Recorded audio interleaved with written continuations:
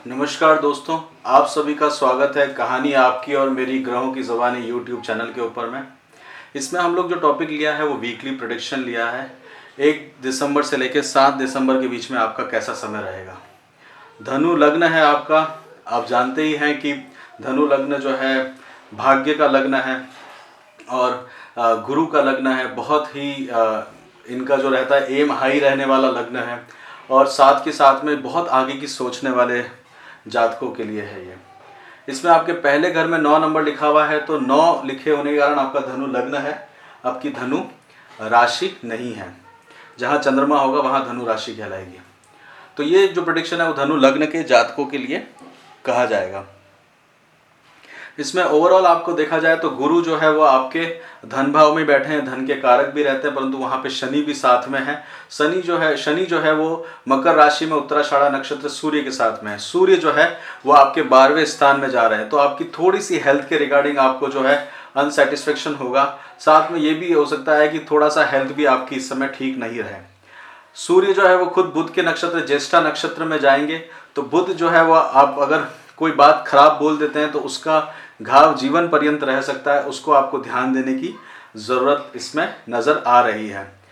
केतु भी साथ में बैठे हुए हैं, तो केतु जो है वो ज्येष्ठा नक्षत्र यानी बुध के साथ ही हैं। तो कोई भी बात आप तो ज्ञान की करेंगे, आप किसी को समझाने की बात करेंगे, परंतु उसका अर्थ जो है वो उल्टा ही लिया जाएगा, जिससे कि आपको जीवन पर्यंत उसका नुकसान हो सकता है कि आपकी शत्रुता भी इन 7 दिनों में बन जाए। क्योंकि राहु जो है वो 26 से 25 डिग्री तक आएंगे और इसमें जो मान लिया गया राहु केतु का, ये एक एवरेज मान लिया गया है, जबकि दोनों की थोड़ी गति अलग रहती है। परंतु प्रेडिक्शन करने के लिए 26 से 25 डिग्री तक के बीच में वो मूवमेंट रहेगा। तो किसी को अपना 1 दिसंबर को किसी को अपनी सलाह मत दीजिएगा। और साथ के साथ में 3 दिसंबर को थोड़ा सा ध्यान रखिएगा, क्योंकि गुरु के नक्षत्रों में चंद्रमा का मूवमेंट रहेगा। वहाँ पे आपको वो पुनर्वसु नक्षत्र में ही साथ में रहने के चांसेस हैं। तो वो जब ट्रांजिशन एज होगा, जब संधि युग होगा 3 और 4 के बीच में, तो वहाँ पे आपको थोड़ा सा ध्यान देने की ज़रूरत है। अपने बोलचाल या किसी को ज्ञान या किसी को समझाने के समय में आप जाएंगे तो घर में अगर आप किसी को देखेंगे तो किसी को समझाने की कोशिश करेंगे तो वहाँ पे मंगल आपके बैठे हुए हैं, जो थोड़ी सी मंगल जो है वो आपको थोड़ा सा चिंता वहाँ पे क्रिएट करेंगे घर के अंदर में। और घर के अंदर में आप जो ध्यान के ऊपर ध्यान देने की आपको आवश्यकता इसमें दिख रही है। फिर आप देखेंगे कि चंद्रमा गुरु का एस्पेक्ट रहेगा 4 तारीख को और 5 तारीख को, जब कर्क के अंदर में चंद्रमा का मूवमेंट रहेगा। शनि भी उसको देखते हुए रहेंगे, तो उसके साथ में कहीं पे भी आपको आपके इन हाउस के परिवार से कोई वाद विवाद ना हो जाए, उससे आपको बचने की इसमें आवश्यकता देखनी होगी। लाभ स्थान में अगर देखा जाए तो आपके शुक्र बैठे हुए हैं। शुक्र जो है वो आपको विशाखा नक्षत्र या गुरु के नक्षत्र में जाएंगे, तो धन आपको पैसे की आपको कोई कमी इसमें आती हुई नज़र नहीं आएगी। कोई भी काम अगर आप अभी सोच रहे हैं तो उसको आप अभी करते हुए इसमें सक्सेसफुली नज़र देखे जा सकते हैं। आप अगर और भी आगे इसमें बढ़ते हैं तो सिंह जो है वो मघा नक्षत्र में सिंह की राशि में रहेंगे 6 और 7 तारीख को पूर्व फाल्गुनी में।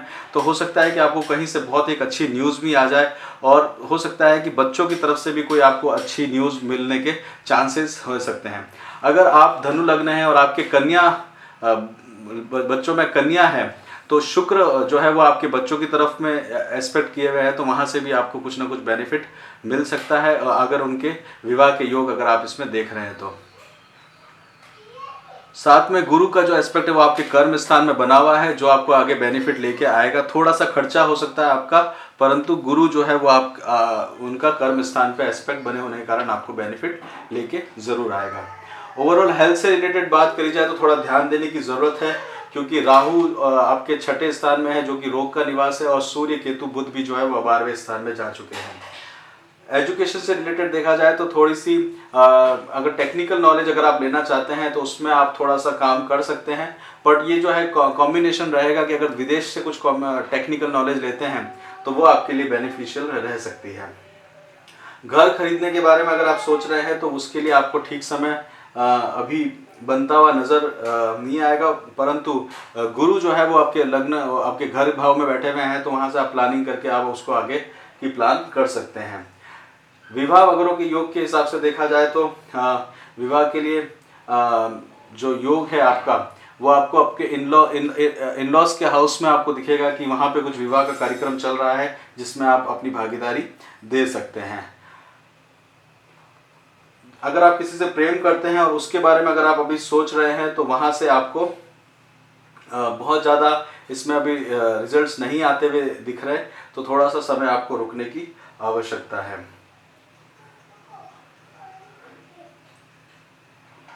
और आगे बढ़ते हुए हम लोग देखेंगे तो जॉब या जॉब चेंज करने के बारे में अगर आप अभी सोच रहे हैं, तो जॉब के बारे में गुरु का एस्पेक्ट है, तो वो आपके लिए बेनिफिशियल रहेगा। आपकी जो प्रोग्रेस है उसके अंदर में हाथ बटाता हुआ आपको दिखेगा ही दिखेगा।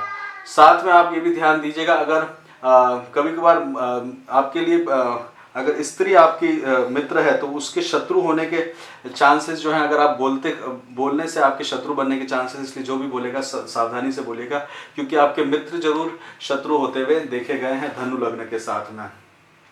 ओवरऑल आपका ये जो समय है वो सूर्य के मंत्र करिएगा। अगर कोई गवर्नमेंट से रिलेटेड आपका चिंता है, तो उससे आपको बचने की आवश्यकता है, क्योंकि ज्येष्ठा नक्षत्र बुध के उसमें परिवर्तित हो गया।